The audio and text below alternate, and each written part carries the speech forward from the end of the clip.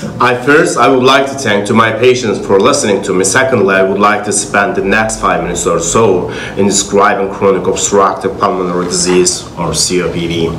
COPD is a lung disease that makes it difficult to breathe. COPD is a long-term disease that often gets worse over the time and is characterized by inflammation and limitation of airflow in and out of the lungs. COPD is an umbrella term used to describe a group of breathing conditions, the most common being chronic bronchitis and emphysema. Many people living with COPD may have both emphysema and chronic bronchitis. A few people may have both asthma and COPD at the same time. Cigarette smoking is the leading cause of the COPD. Long-term exposure to secondhand smoke or irritants such as air pollution, dust, or workplace fumes, and biomass exposure such as wood smoke can also contribute to COPD. An uncommon genetic disorder called alpha-1 antitrypsin deficiency is sometimes associated with COPD. Although respiratory infections such as influenza and pneumonia do not cause COPD, they can make people with COPD very sick. Therefore, it's very important to keep these vaccinations up to date. At first, COPD may cause no symptoms or only mild symptoms as the disease progresses. Common symptoms include shortness of breath, wheezing, and chest tightness, especially with exercise, and ongoing cough, often with a lot of mucus, can be seen as the disease progresses. As COPD symptoms worsen, breathing requires much more energy, and it can get harder to exercise or do routine activities like getting dressed or climbing the stairs. This may lead to fatigue, weight loss, and muscle loss. People with COPD can experience a variety of symptoms.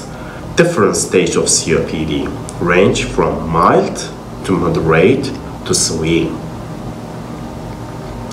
In normal functional lungs, when air is inhaled, it travels down the one pipe and into the airways or bronchial tubes of the lungs. Inside the lungs, the airways branch out into smaller and smaller tubes called bronchioles that are rich in blood supply. At the end of these tubes are billions of tiny air sacs called alveoli.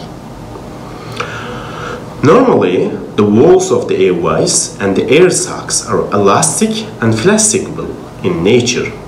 Inhaling causes each air sacs to fill with air. Exhaling causes each air sacs to deflate.